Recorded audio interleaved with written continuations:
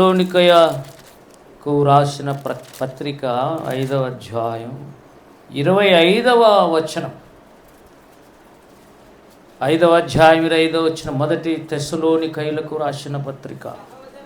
సహోదరులారా, మా కొరకు ప్రార్థన చేయుడి. చాలు చాలు, చిన్న మాట ప్రార్థన. కృపగల తండ్రి యేసయ్యా, నీ బిడ్డలమైన మేము కొద్దిమంది ఇక్కడ ఉన్నాం, కానీ కొద్దిమంది అయినా ఇద్దరు ముగ్గురైనా నేను వాళ్ళ మధ్యలో ఉంటానన్నావు. నీకు స్తోత్రం. ఉంటాను. గుత్తిశాల ఎంతో పెద్దది, ఎంతగా అభివృద్ధి చేశావు, నీకు స్తోత్రం. అయినను నీవు ఇద్దరు ముగ్గురు ఇక్కడ నా నామమున కూడుకుందరు మధ్యలో ఉంటానని వాగ్దానం చేసిన దేవుడు, నీకు స్తోత్రం. ఈ చిన్న సంఘాన్ని కూడా మీరు భవిష్యత్తులో అలా చేయండి. ఆయన రోషం, పౌరుషం, పట్టుదల మాకు నేర్పించండి. విరిగి నలిగిన మనస్సు మాకు దయచేయండి. ఈ వాక్యమును తీసుకొని ఆశీర్వదించి విరిచి మాకు పంచిపెట్టండి. మేమును వాక్యమును సరిగా విభజించే జ్ఞానాత్మ పూర్ణులుగా మమ్మల్ని చేయండి. ఇక్కడున్న ప్రతి బిడ్డను మీ చేతులకు అప్పగిస్తూ యేసు నామమును బట్టి అడుగుతున్నాము తండ్రి. ఆమేన్, ఆమేన్, ఆమేన్. వీళ్ళారా, పౌలు కొత్త నిబంధనలో ఎన్నో పత్రికలు దాదాపు రాశాడు. మిగతాలు 1-2 రాస్తే ఈయన 10 సంఖ్య దాటిపోయి అన్ని పత్రికలు రాశాడు. మంచి ప్రార్థనాపరుడు. 6వ అధ్యాయంలో అంటాడు, ఎఫెసీ పత్రిక 6వ అధ్యాయంలో ఒక సీక్రెట్ చెప్పాడు ఆయన. మంచి ప్రార్థనాపరుడు. ఎవరు? పౌలు. 18వ వచనం. ఆత్మ వలని ప్రతి సమయమునందును ప్రతి విధమైన ప్రార్థనను చేయొచ్చు. ఏమండి? ప్రతి సమయంలో ప్రతి విధమైన ప్రార్థన విజ్ఞాపన చేస్తున్నవాడు ఎవరి వలన? ఆత్మ వలన. దేవుని స్తోత్రం కలుగును గాక. సొంత ప్రార్థన కాదు. నేను మనస్సుతో ప్రార్థన చేతును, ఆత్మతో ప్రార్థన చేతును. అంటే ప్రార్థనలు ఎన్ని రకాలు? మామూలుగా సమాజములో మధ్యలో ఉన్నప్పుడు మనస్సుతో చేయాలి, కాన్షియస్ ఉండాలి, గట్టిగా చేయాలి, ఏం చేస్తున్నా వినపడాలి. యేసు నామమును అడుగుతున్నాము తండ్రి అని అడ్రస్ చెప్పాలి, పద్ధతిగా ప్రార్థన నేర్చుకోవాలి, జవాబులు సాధించాలి. మనస్సుతో. ఇప్పుడే పాట పాడినాం, నీ సత్యము సమాజములో దాచి ఉంచలేను. అంటే ఏం చేస్తాడు మరి? ప్రచురిస్తాడు, గట్టిగా మాట్లాడతాడు. దేవుడు సత్యవంతుడు అని ఎక్కడ మాట్లాడతాడు? సమాజంలో. నీ నీతిని నా హృదయంలో. అట్లా సమాజంలో సత్యం కానీ హృదయంలో నీతి కానీ నేను దాచిపెట్టలేకపోతున్నాను బాబా. అది నిండి పొర్లుతుంది, ఊట పొర్లినట్టు. హల్లెలూయా. పాట పాడటమే కాదు, దాని అనుభవము దేవుని నాటకాలు.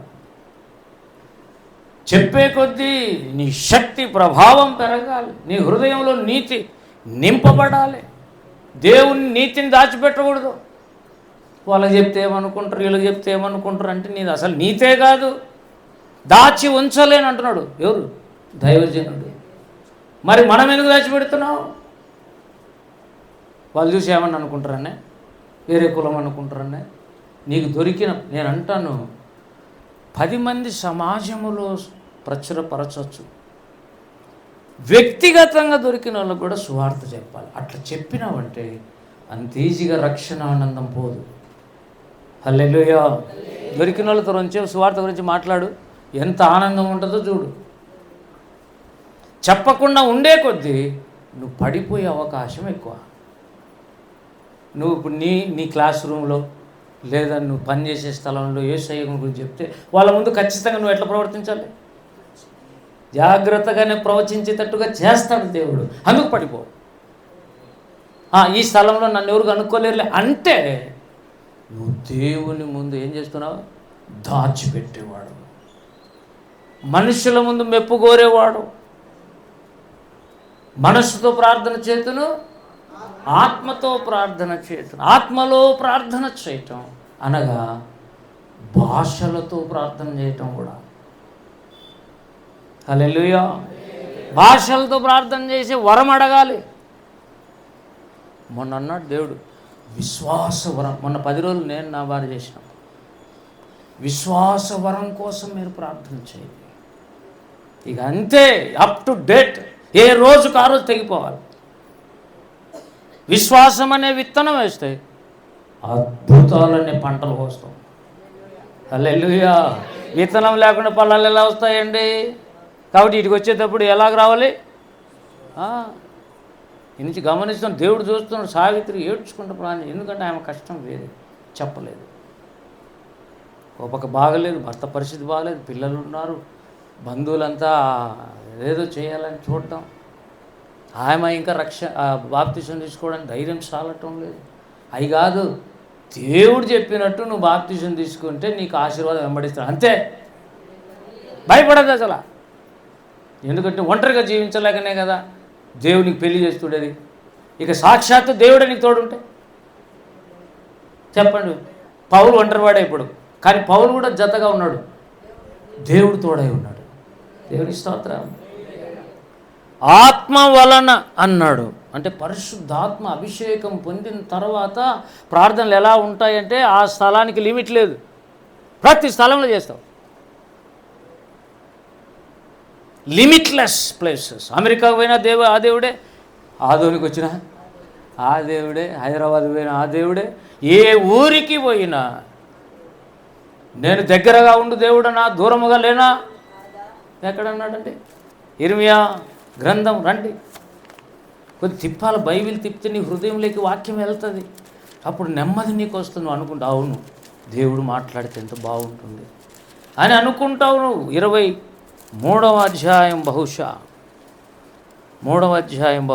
23 నేను సమీపమున నుండు దేవుడను మాత్రమేనా? ప్రశ్న.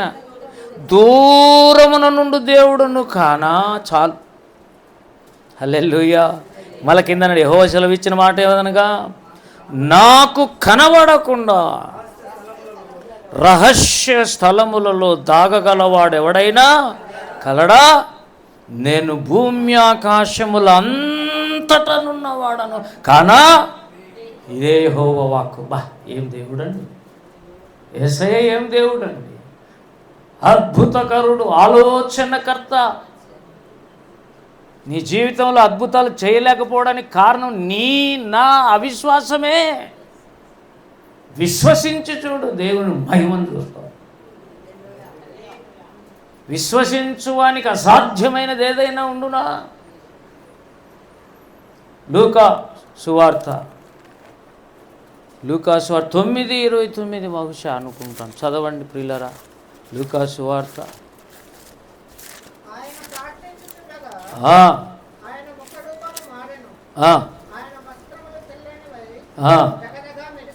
అబ్బా, ఏంటండి? ఆయన ప్రార్థించుచుండగా ఆయన ముఖరూపం మారిపోయి. ప్రార్థన చేస్తేనే రూపాంతరం అనేది వస్తుంది, చేంజ్ అనేది వస్తుంది. లేదంటే రాదు. మార్పు ఇంట్లో రాదు, వీధిలో రాదు, కుటుంబంలో రాదు, ఎక్కడ రాదు. ఎప్పుడు వస్తుంది? ఇంట్లో ప్రార్థనాపరులు ఉండాలి.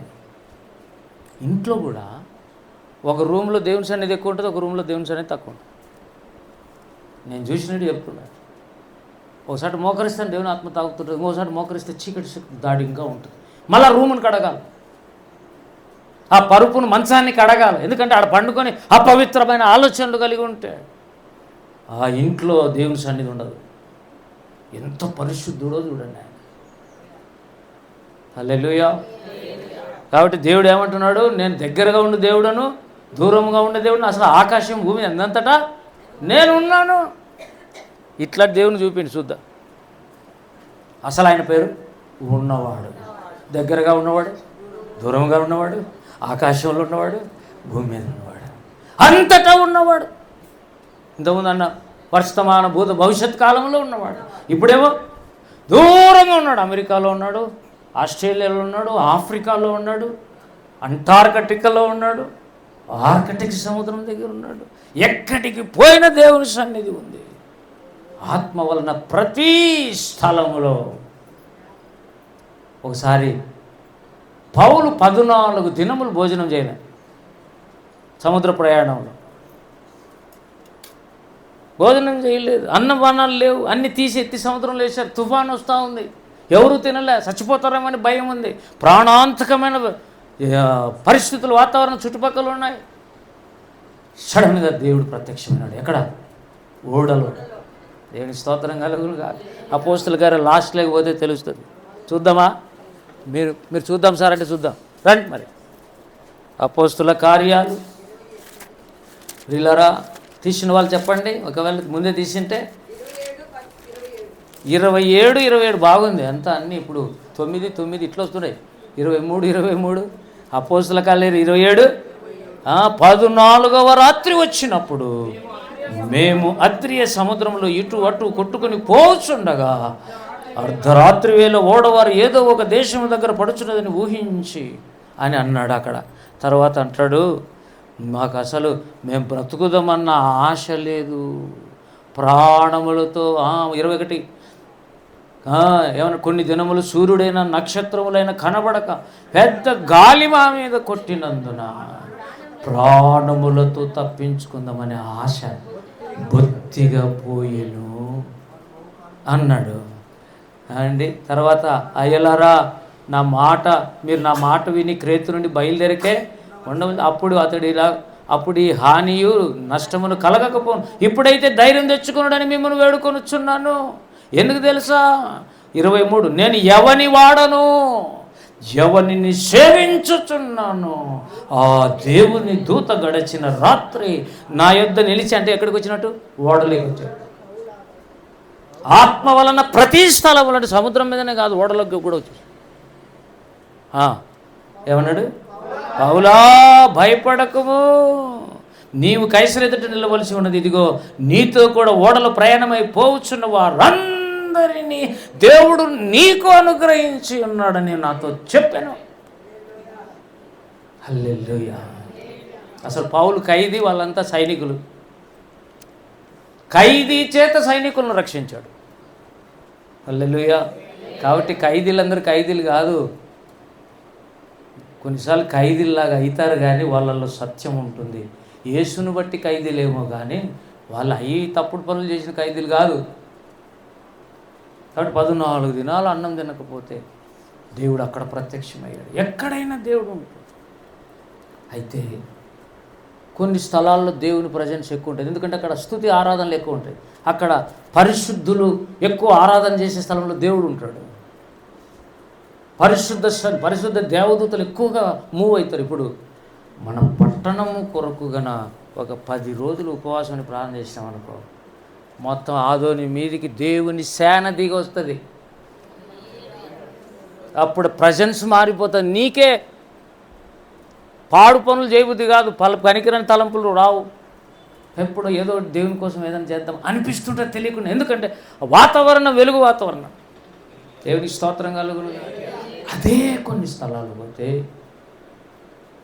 నరహత్య చేయబుద్ధి అవుతుంది, ఎందుకంటే అక్కడ నరహత్య సంబంధించిన ఆత్మలు ఉంటాయి. కొన్ని ఇళ్ళకి పోతే కొట్లాడుకునే ఆత్మ ఉంటుంది, ఎందుకంటే ఆడ ఎప్పుడు దురాత్మలు పనిచేస్తుంది. కలహపు ఆత్మలు, నరహత్య ఆత్మలు, వ్యభిచారపు ఆత్మలు, మోసపు ఆత్మలు. బిజినెస్లో ఎక్కడ చూసినా ఎక్కువ ఏముంటుంది? మోసం. అవతలని ఎట్లా మోసం చేయాలి? మోసపరచు ఆత్మలు, భ్రమపరచు ఆత్మలు, పిరికితనపు ఆత్మలు, నరహత్య ఆత్మలు, వ్యభిచారపు ఆత్మలు, అబద్ధపు ఆత్మలు. ఇవన్నీ కొన్ని స్థలాల్లో దేవుడు ఎక్కువగా ఉంది. ఇప్పుడు మందిరం ఇది, మనం మొన్న 3 రోజులు ప్రార్థన చేసినాం. దేవుని సన్నిధి మన మధ్యలో ఉంది, ఇప్పుడు కూడా ఉంది. ప్రభావాన్ని పెంచాలంటే ఏం చేయాలి? దేవుని స్తోత్రం. ఎండలలో మనం 3 రోజులు ఉపవాసం పెడితే వీళ్ళు ఎండిపోయి ఒట్టి షాప్ అవుతారేమో. ఎట్లా చేయాలనుకుంటే 2వ రోజు మంచి వర్షం పడి చల్లగా అయిపోయి. దేవుని స్తోత్రం కలుగునుగా. నిన్న కూడా శనివారం రాత్రి ఆ రంజిత్ అన్న వాళ్ళు వాక్యం చెప్పి ఇక 8 గంటలకు ట్రైన్ ఎక్కాలా, ఫుల్ మోపుడు వాన గుత్తిలో. ట్రైన్స్ అయిపోయినాయి, మళ్ళీ ఈరోజు 10 ఉంటుంది అంతే. రాత్రి అయిపోయినాక వర్షం వస్తాం అంటే ఆ ప్రాంతంలో అంతా ఎవరు పనిచేస్తున్నారు? God is doing miracles in the mist. ఆ మధ్యలో దేవుడు పనిచేస్తున్నట్టు అర్థం. ఇక్కడ కూడా అంటారు ఆత్మ వలన ప్రార్థన, మనస్సుతో ప్రార్థన. ఎవరు చేసి అందరూ చేయాలట. ఎపిసి సంఘంతో చెప్తున్నాడు, మీరేం చేయాలి? ఆత్మలో అభిషేకం పొంది ప్రార్థన చేయాలి. ఇప్పుడు మనం అందుకే ప్రార్థన రోజు చేస్తే నిద్ర వచ్చి పడిపో. పరిశుద్ధాత్మతో చేస్తే నిద్ర, నువ్వేమో నిద్రపోతుంటావు, పరిశుద్ధాత్మ దేవుడు ప్రార్థనలు కంటిన్యూ చేస్తుంటావు. దాన్నే పరమగీతాలు ఏమనింది సులమితి, నేను నిద్రపోతుంటేనే కానీ నా మనస్సు మేలుకొని ఉంది. దేవుని ఆత్మ లీడ్ తీసుకుంటాడు. ఒక్కోసారి మేము పండుకుంటే అసలు ప్రార్థన చేస్తే మధ్యలో నిద్రపోయింటాం. ఆయన కూడా అంతే, గురక తీస్తుంటుంది, లేస్తుంది. కానీ ప్రార్థన కంటిన్యూలో ఉంటుంది. అంటే అర్థమైందంటే లోపల వేరే వ్యక్తి ఉన్నాడు. దాన్ని ఆత్మలో ప్రార్థన చేయొచ్చు అని యూదా పత్రికలో కూడా అన్నాడు. పరిశుద్ధాత్మలో ప్రార్థన చేయొచ్చు, అతి పరిశుద్ధమైన దాని మీద మిమ్మల్ని మీరు కట్టుకోవచ్చు. సరే, పక్కన పెడదాం. సంఘము ప్రార్థన చేసి అత్యాసక్తి చేత ప్రార్థన చేస్తే పేతురుని దేవుడు విడిపించాడు. సంఘ ప్రార్థన ఏమండి, ఎప్పుడు కూడా మన ఆశ అంటే ఏంటంటే చెప్తున్నా చూడు, పాస్టర్ దగ్గరికి పోవాలా, పాస్టర్ అమ్మ దగ్గరికి పోవాలా, ప్రార్థన చేయించుకోవాలి. మానేయండి, తక్కువగా ప్రార్థన చేయించుకోండి. మీరు ముందు వారం అంతా చేసిరండి, ప్రేయర్ చేయండి. ఎందుకు తెలుసా? పౌలు లాంటి మహాప్రార్థనా పరుడే తెస్సలోనికే సంఘానికి రిక్వెస్ట్ చేస్తున్నాడు. ఏమని చదవండి ఇప్పుడు, సహోదరులారా మా కొరకు ప్రార్థన. పౌలు కోసం పౌలు చేసుకోలేడా? అన్ని సంఘాల కోసం ప్రార్థన చేసి పౌలు తన కోసం చేసుకోలేడా? మరి ఎందుకు సంఘాన్ని అడుగుతున్నాడు? సంఘము యొక్క కోఆపరేషన్ కావాలి. సేవకునికి సంఘం యొక్క ప్రార్థన అవసరం. అందుకే సైతాన్ ఏం చేస్తారంటే, వీళ్ళిద్దరు ప్రేయర్ చేసుకోకుండా ఉండాలంటే సంఘం కొరకు ప్రార్థన, సేవకుని కొరకు ప్రార్థన చేయకుండా ఉండాలంటే వీళ్ళిద్దరికి మధ్యలో ఏం పెట్టాలా? కారం పొడి చల్లాలి. ఏం చల్లాలి? అరే, శత్రువు వస్తే కారం పొడి చల్లు, వాని కళ్ళు తెరుచుకోకుండా. ఆడపిల్లలంతా కారం పొడి పొట్లో ఒకటి తయారు చేసుకొని పెట్టుకోండి. ఎప్పుడైనా ఏదైనా హానికరం జరిగేటప్పుడు బయటికి తీయండి. నీ మీదికి దాడి జరిగినప్పుడు నువ్వు డిఫెన్స్ చేసుకోవటం తప్పు కాదు. ఆడపిల్లలు బహు జాగ్రత్తగా తిరగాల, రోడ్ల మీద కానీ వీధులలో కానీ. సాయంత్రం 6 తర్వాత ఎక్కువగా బయట ఉండకూడదు. మేము చిన్నప్పుడు ఏమైనా భాష చెప్తున్నాం మీతో, మేలా కాదా? ఒకవేళ తప్పనిసరి పరిస్థితి వచ్చింది, అప్పుడు కాలం మాదిరి కాదు, వెహికల్స్ ఉన్నాయి, కార్లో పోతున్నారు, స్కూటర్లో పోతున్నారు. నీ దగ్గర అయితే హ్యాండ్ బ్యాగ్లో కొంత సేఫ్టీ ఉండాలి. ఇప్పుడు సైతానుడు సేవకుని సంఘం మధ్యలో కారం చల్లాలని చూస్తుంది. ఏమంటే ఆ బలహీనతలన్నీ బయటికి తీసుకుంటుంటారు కొంతమంది. పాస్టర్ అలా అనకుండా ఉండింటే బాగుంది. మరి ఎలా అనాలి?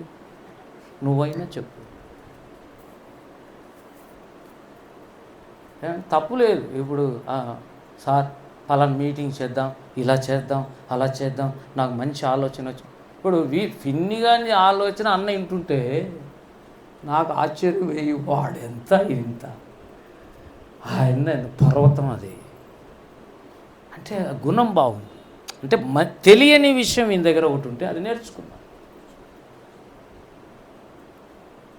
ప్రపంచవ్యాప్తకమైన మైండ్ ఉంది వానికి. వీడు ఎందుకు కొన్ని వద్దంటాడు, కొన్ని చేస్తున్నాడు అని నాకు కూడా కోపం వచ్చి తిట్టినా చాలాసార్లు, అరిచినా కూడా. కానీ నాకు అర్థమైంది ఏంటంటే, భవిష్యత్తులో దేవుడు వాని గురించి సమాధానకరమైన ఉద్దేశాలేవో ఉన్నాయి. హల్లెలూయా.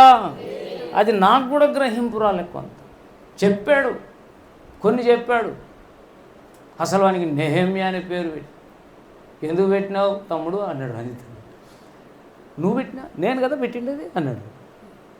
కాదన్న, పెళ్ళికి ముందే పెట్టాను నేను. ఎప్పుడు కొడుకు పుడితే నెహెమ్యా అని పెట్టాలి.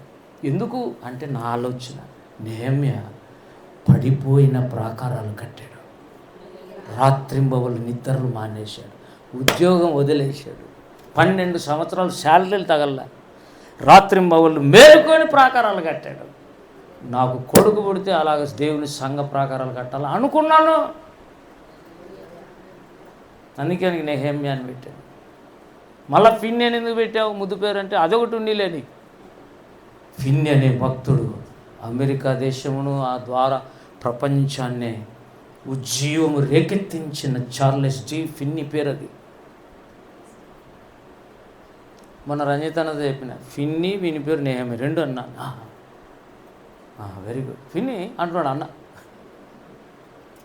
మన మైండ్ బాగా వేస్తాడు. నేనేదో వాని గురించి పొగడ్డం కాదు, ఎందుకంటే వాడు అనుకుంటే బీటెక్ నుంచి బయటకు వస్తానే జాబ్ వచ్చింది. ఇంత బ్రెయిన్ అండి. నేను సాఫ్ట్వేర్ నాకొద్దు, గమ్మగా అయిపోయాను. అమెరికా పంపిద్దామంటే దేవుడు వద్దాడు, కొన్ని చేయరంటే వీడు వద్దంటాడు, కొన్ని చేయమంటే దేవుడు వద్దంటాడు. ఏందో ప్లాన్లు ఉన్నట్టే కదా. కాబట్టి బాధపడాల్సిన చాలామంది అడుగుతారు, ఏం చేస్తున్నాడు మీ వాడంటే చెప్పలేకుండా సార్ మీరే వచ్చి చూడండి. ఎందుకంటే 20 years దాటితే మగపిల్లలు ఏమడుగుతుంటారు, ఏం చేస్తున్నాడు వాడు, ఏం చేస్తున్నాడు వాడు. అసలు వీళ్ళకేం బాధ, ఏమైనా బో పెడతారా ఇంటికి పిలిచిపోయి, లేదంటే పిల్లలిచ్చి పెళ్లి చేస్తారా, మంచి కూతురు ఏమైనా ఉంది వాళ్ళ ఇంట్లో,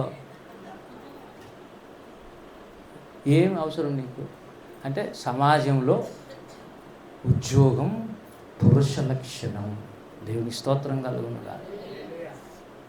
కాబట్టి ఇక ఆడపిల్లలు చేసినది ఇంకా శ్రేష్టమైంది. 2 ఉద్యోగం చేస్తున్నారా, 2/10 నాకు వచ్చినాడు ఊరికి అంటుడా. ఎవరిచ్చినా ఎవరికపోయినా దేవుడు నాకు ఇస్తాడనే ధైర్యం ఉంది.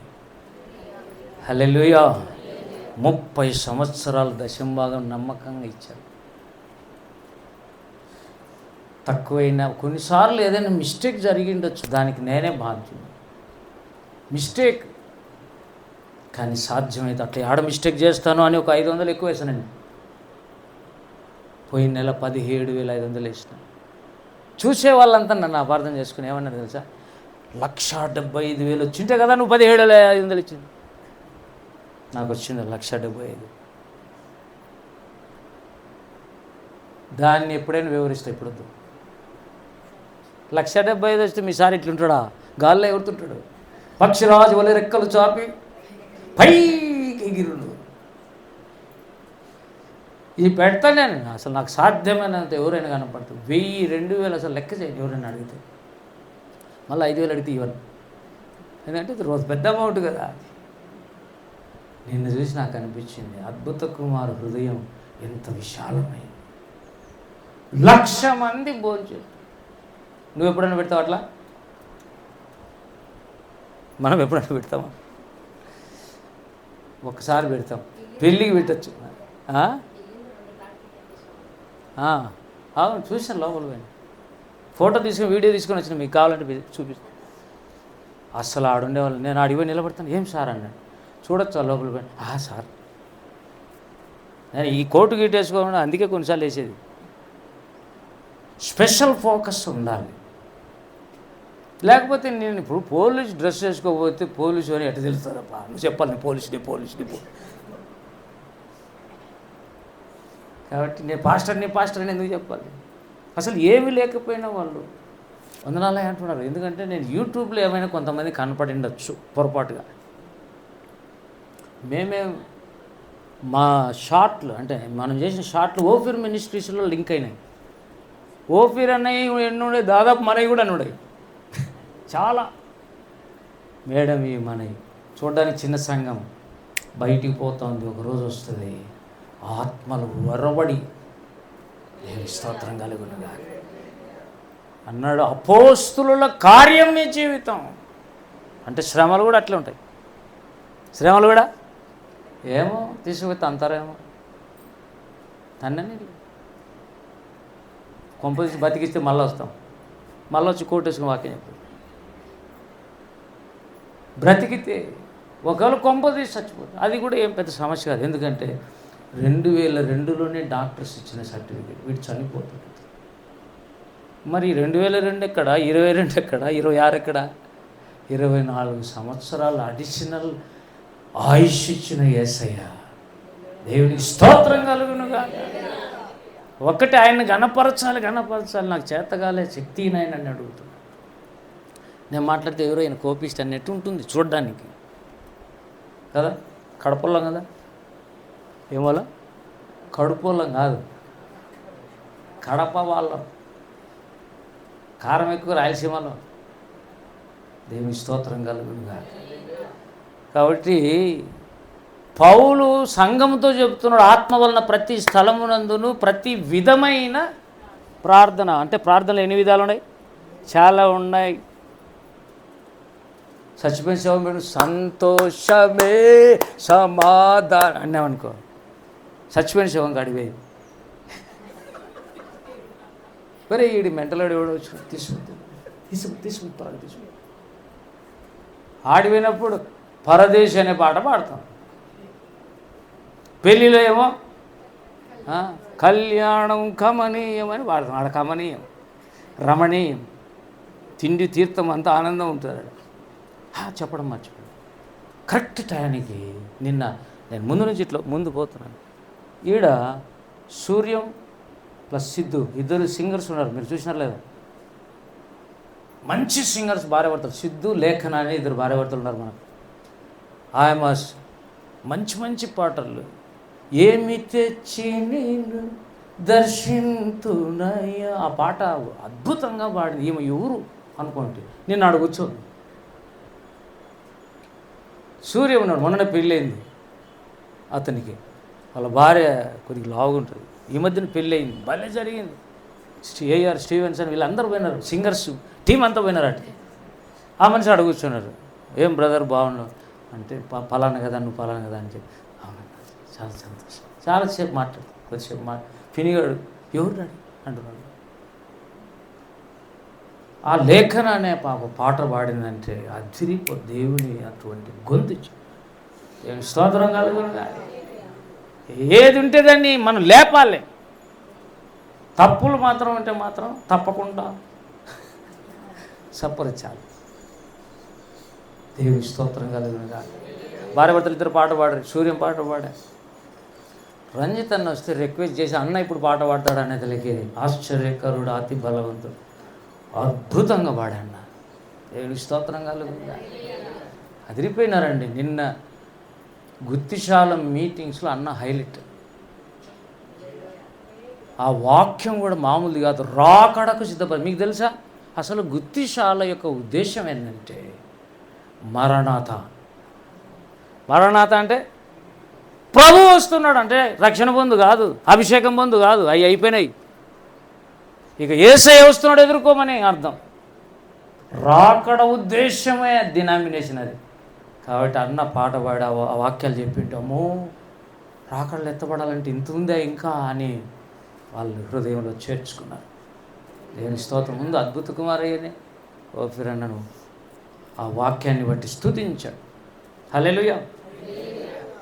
ప్రియులారా, కనుక ప్రార్థన సంఘము చేయాలి. సంఘం కోసం సహోదరులారా, చదవండి, సహోదరులారా మా కోసం ఇప్పుడు వీటికి వచ్చి పాస్టర్ అయ్యా ప్రార్థన చేయండి అంటే చేస్తాం. పాస్టర్ అమ్మ కొంతమంది ఈడ చేసుకుంటారు, ఆడ చేసుకుంటారు, చూస్తుంటా నేను. అంటే ఇంకా గిలి మీరు అనుకుంటున్నారు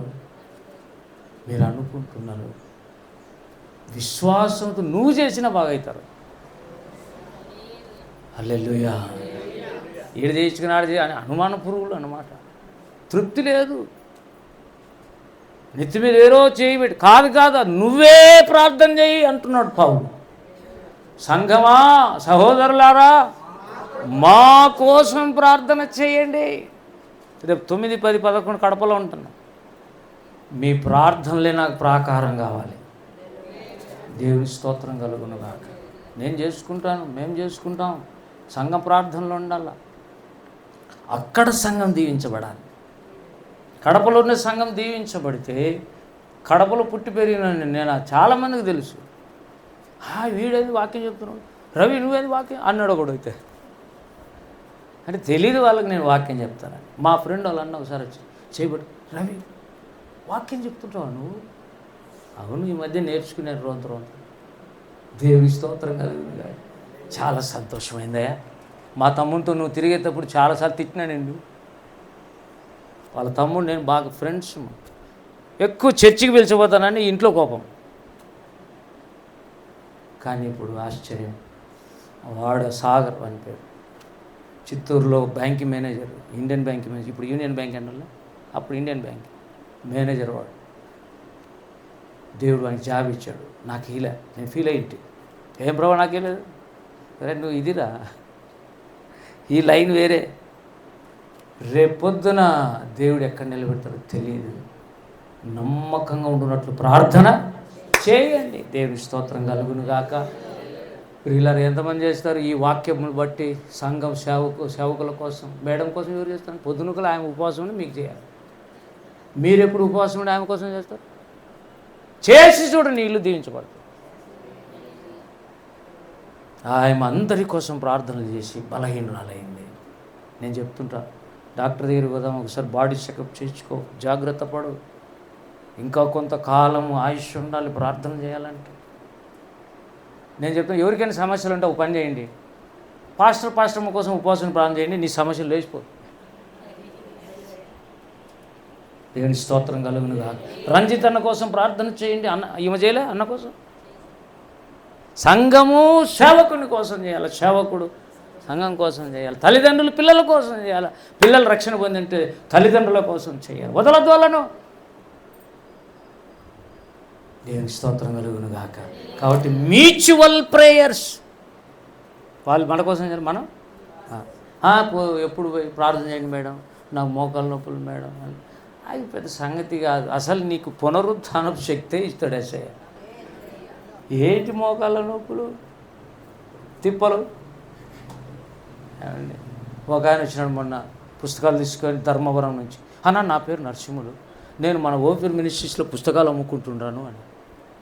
నేను ఎప్పుడు లేదేంటి, ఈ పాటల పుస్తకం నీ దగ్గర ఉంటే మాకు చర్చికి తీసుకుపోతారు ఏంటంటే తీసుకున్నాను. 950 రూపాయలు అన్నాను. నాయన నేనే తెప్పించి మా సంఘంలో ఇస్తుంటాను. ఒక్కో పుస్తకం 450 అంటే ఇప్పుడు నేను 300కి ఇచ్చిన మన దగ్గర. ప్రభువుని నమ్ముకున్నాడు. ఆయన వచ్చినాడు, మనిషి లావు హైట్, అంత హైట్ ఉన్నాడు, మోకాళ్ళ నొప్పులు, పాపం నడచలేకపోతున్నాడు. ఏంటన్నా నాకు మోకాళ్ళ నొప్పులు అంటే, నేను దగ్గరుండి అంటే, నీ బాడీ సైజు పెద్దది, నీ కాళ్ళు సైజు చిన్నవి, కాబట్టి మోయలేక బాధపడుతున్నాయండి. మరేం చేయాలంటే ఎక్కువ నడచాలి, లేకుంటే ప్రార్థన చేసుకో. మోకాళ్ళ నూనె తెచ్చుకొని ప్రతిరోజు పోయి ఒక నెల రోజులు విశ్వాసంతో పోయి ప్రతి విధమైన ప్రార్థన, ప్రతి విధమైన స్థలములో ఆత్మ వలన ప్రార్థన చేయి, మంచిది. ఈరోజు నుంచి రేపటి నుంచి 1 కదా, జూన్ 1, అప్పుడే 6 నెలలు అయిపోయింది. జూన్ 1వ తేదీ నుంచి 8వ తేదీ వరకు ఎన్ని గంటలు మీరు ప్రార్థన చేస్తారో నాకు తెలియదు. రోజుకు 1 గంట చేసినా చాలు, లేదా అర్ధగంట చేసినా కూడా కన్నీటి ప్రార్థన చాలు. చేసిన వాళ్ళు చేసినట్టు మీ నోట్స్లలో రాసుకోండి. నేను ఆత్మస్వరూపిగా వచ్చి చూస్తా, దాంట్లో మై స్పిరిచువల్ ఫ్యామిలీ పెట్టమని నేను చెప్పను, మీరు నోట్స్లో రాసుకోండి. దేవుని స్తోత్రం కలుగునుగా. మీ ప్రార్థనల ఎఫెక్ట్తో కడప 1000 వాక్యం చెప్పొద్దాం. దేవుడు మనకు సహాయం చేయనుగాక. దేవుడు మిమ్మల్ని కూడా బహుగా దీవించునుగాక. ప్రార్థన చేయించు వచ్చి తిరేని నన్ను నేను మీకు కనపరుచుకున్నాను. దేవుడు నీకు కనపడి మాట్లాడతాడు. రండి ప్రార్థన చేద్దాం, ప్రార్థన చేద్దాం.